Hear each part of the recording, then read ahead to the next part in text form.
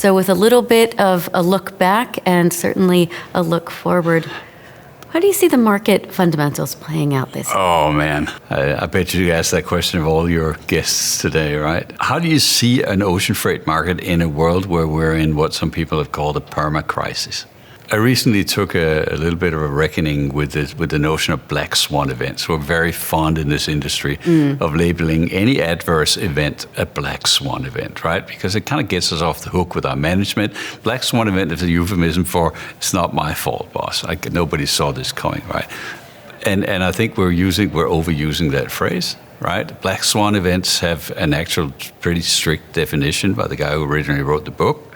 It must be so totally unlikely as to be almost inconceivable that something would happen, right? It has to have a massive global impact. It has to have been previously classified as a non-risk, etc. There are sort of 4 or 5 criteria that all have to be met before you can classify something as a black swan event. But most of what we in shipping call black swan events, they don't even fail test number 1, which is it must have been so utterly unlikely as to be considered impossible. Yeah, sure. Let's take the Red Sea. Black swan event, yeah, war in the Middle East. Who saw that coming, right? I mean, war in the Middle East, how, right?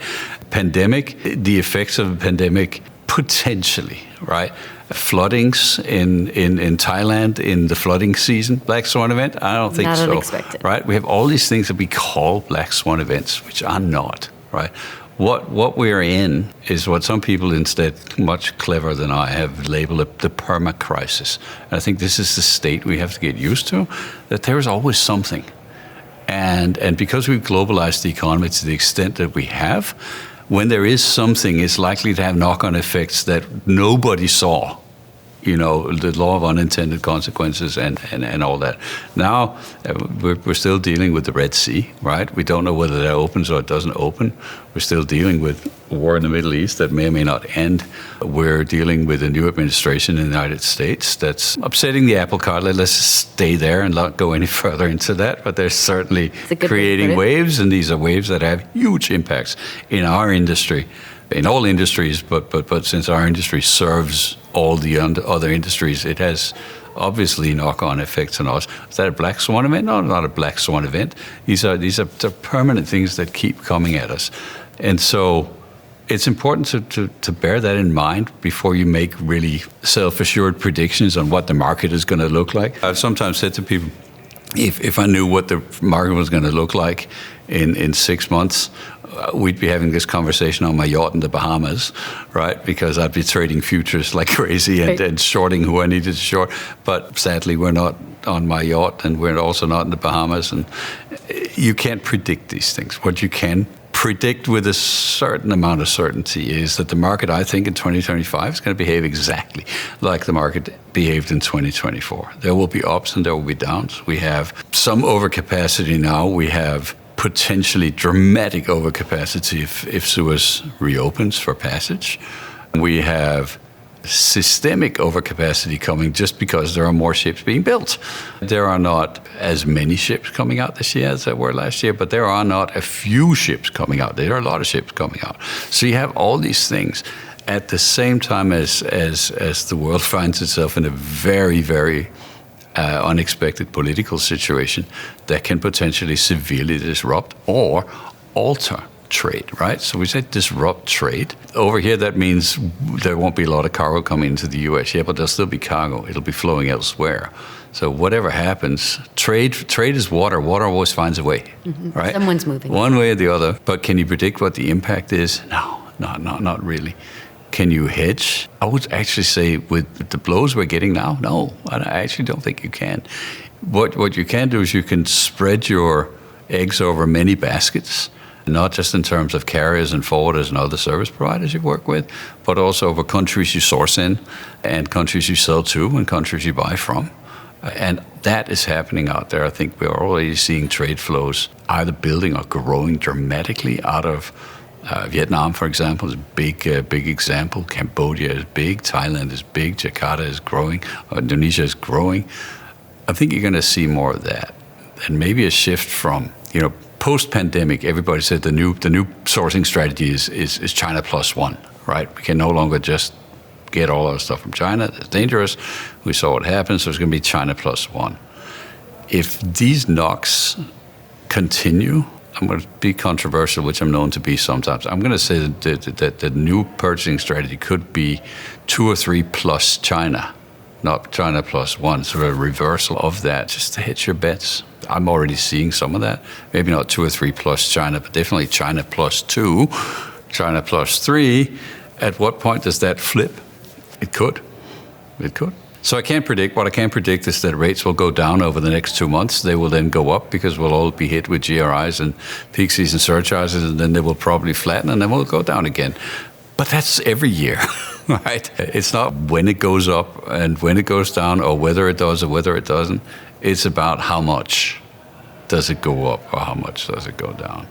I think right now we're seeing pretty low rates and falling in the spot market. The big danger for the market right now, for the carriers especially, is that we've now reached that very, very critical point when spot rates and contract rates are equal. And where it gets really dramatic, especially for carriers and by extension for forwarders, is if spot rates continue going down. When spot rates drop below contract rates, we all know what happens in this industry. Every BCO will call their carrier forward and go, hey, that's not what I signed up for. So what role, how do you see index contracts fitting into strategies here? All right, it's a very good segue into index contracts, which is my hobby horse. And a lot of people who will be watching this know this because I've really been quite active in social media and conferences, wherever I can. I've been actually working with index contracts since 2012. When I was with Electrolux, and we developed an index contract together with Maersk, back when index contracts were not really a thing. And there was only one index, which was the container statistics index. All the rest of them either didn't exist or were not yet auditable, so that was what we went with. It worked brilliantly for years. 5 years, I think those contracts ran. And then the world kind of forgot about them because freight stabilized, and then with a few blips, it stayed kind of down there where it belonged, if you're a BCO anyway. And then came the pandemic, right? And the pandemic made the case, in my mind, for index contracts conclusively, irrefutably made the case for an index contract. If your argument against going on an index contract, where you basically tie your ocean freight rate to recognized and relevant index, and you have some caps, floor and ceiling, this is how much the rates can go up and down, this is the frequency of adjustments of the rates, whether it's monthly or quarterly or whatever. If your only objection to that is that your company is struggling to manage that, your company is struggling to manage ever-changing rates. Your finance people can't keep up with the new, with the checking invoice accuracy, all that kind of stuff. If your argument was that your company wasn't ready or geared to handle that, I would have listened to you in 2018. After that, I will no longer listen to that argument, because that's been your reality as any company since 2019. Whether you had annual contract rates or not, nobody has been immune. Basically, most BCOs have been living an index contract, or rather an index existence, since about 2019, with very little control over where the rates went, with constant renegotiations. If you insist on calling them negotiations, they're more dictates than negotiations. They just go either way. So nonsense that your company can't handle it. You've been handling it for 6 years. So is it the fear of the unknown, the fear of leaving possible opportunity on the table? There's some of that. I think you probably hit the nail on the head with the word fear. I think it's what my kids call FOMO, right? The fear of missing out.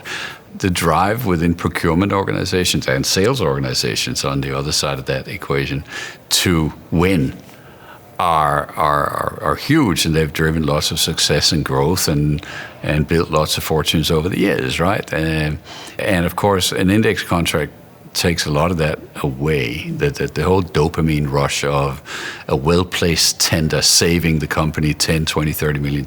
Trust me, I've had that rush many, many times in my career, and it's awesome. And it's made even more awesome, especially when you're on the shipper side, in that when those few years come around when actually you lost this year, it's okay. Yeah. It's all right. No, you're not going to get fired. We know, right? Bill Rooney, who worked for Coonan back in the day, I remember at a conference right down here, actually, one year, he said, listen, everybody knows that as a shipper, 8 times out of 10, you short this market, you win. And that was probably true when Bill said it. Not probably. It was very, very true. I don't know that that's true anymore at all. I think COVID fundamentally changed some of the rules of this game, not all of them, right?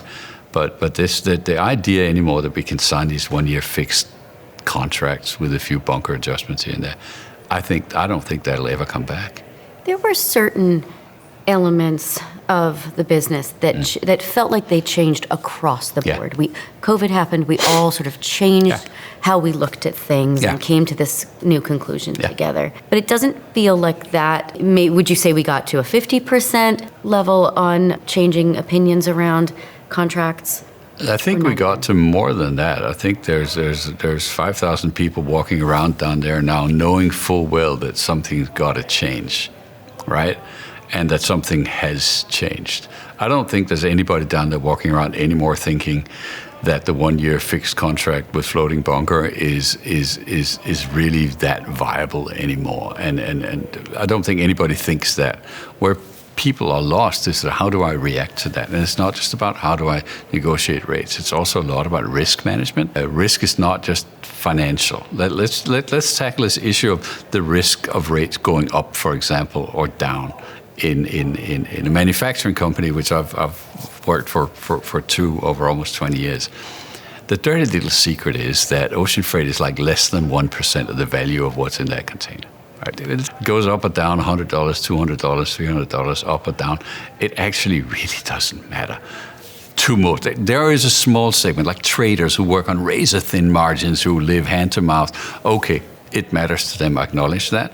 But if you're a fairly big corporation with reasonable volume, it really doesn't make that big of a blip, right? Especially compared to the resources that you're wasting on negotiating those things that you could be spending on optimizing your supply chain and your networks and your vendors and visiting with your carriers, spending time building, maintaining the relationships that indeed we're all here at TPM to do and have been doing for many years, right? So the acknowledgement that things have changed is absolutely there. Everybody knows, right?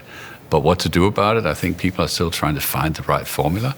And there are enough people like me in this industry, me in the sense of the gray hair and the gray beard, that are we obviously don't count myself among them, but many out there who are part of the problem of things not changing, right? So are we at 50%? I don't know how to quantify that, but I think we're more than that. I think everybody knows that something has changed and something is not coming back. And it's all about risk management more than that extra $100 or the $100 lower. It's about how do I de-risk my supply chain, which in today's environment is a tall order. Yep. But doesn't that make it even more relevant that you save resources and non-value adding activities where you can? So you can spend it on actually de-risking your supply chain rather than updating rates with the FMC.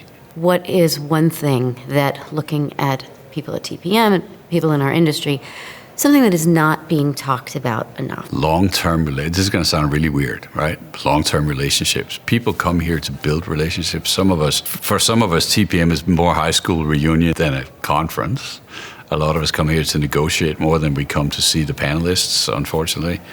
But the value of relationships, I think, is what those people who succeeded during COVID, people who succeeded when the Red Sea crisis was really biting, are the people who took the time to maintain long-term relationships. And long-term relationships are only maintained when they're happy. And happy means a little bit of give and take, right? I'm desperately trying to avoid saying the word partnerships because the people in this conference are going to make a lot of fun of me. I'm notorious for saying I don't believe in them. So I'm just going to say long-term, mutually beneficial relationships is what people are still overlooking here. Especially in an environment like now, everybody knows that the rates are tanking. Not tanking, but they're certainly going down, and they keep going down. Everybody knows it's TPM. The only thing on most people's minds down there right now is how do I get another $100 off, right? And it's such. I don't understand. It's an unproductive use of your time here at TPM. Post-COVID, it's a very unproductive use of your time. It just is. You should be here building relationships, having what I called and have always called adult conversations with your service providers, right? COVID taught a manufacturing or trading company anything. A lot of CEOs all of a sudden discovered we have something, we have something called a supply chain, and apparently it's important, right? And apparently it has the power to sink or float, our company. Maybe we should spend more time on that, right? But it appears that those lessons are waning a little bit. COVID was bad horrible for lots of people and for lots of things, but it was good for the function of supply chain management, all of a sudden gaining high-level visibility in most companies. I fear that we're letting that slide a little bit, but a lot of people are letting that slide. We're back to negotiating rates. Bjorn, thank you so much for taking time away from the conference. Always a pleasure.